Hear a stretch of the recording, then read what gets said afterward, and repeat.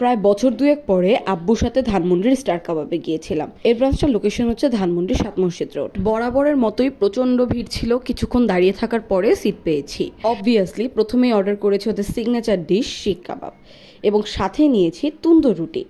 শিক কাবাব ব্যাপারটা এমনি একটু ড্রাই, তুন্দুর রুটির সাথে কম্বিনেশনটা আরও বেশি ড্রাই ছিল এবং আনফর্চুনেটলি আমাকে যে সালাদটা দেওয়া হয়েছিল সেটাই লবণ ছিল না। পরে অবশ্যই আমি চেয়ে নিয়েছিলাম। তারপরে ট্রাই করেছি একটা borhani, which was top notch. Price ছিল 500 ml এর দাম 100 টাকা। রেঞ্জটা একটু হাই হলেও টেস্ট খুব ভালো ছিল। অন দ্য আদার সাইড আব্বু অর্ডার করেছিল মোরগ পোলাও। প্লেটে অবশ্যই রোস্ট ছিল, সাথে ছিল একটা শামি কাবাব এবং একটা সিদ্ধ ডিম। শামি কাবাবটা আমাকে খেতে দিয়েছিল, আমার কাছে ভালোই লেগেছে, তবে পোলাওটা আব্বুর কাছে ভালো লাগে নাই।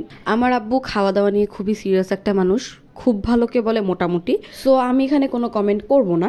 এরপরে আমরা নিয়েছিলাম আরেকটা শিক, সাথে পরোটা। শুনতে উইয়ার্ড লাগলেও সত্যি এবারের শিকটা আগেরটা থেকে ভালো ছিল এবং কম্বিনেশনটা ছিল খাপে খাপ, যেটা খুবই অবভিয়াস।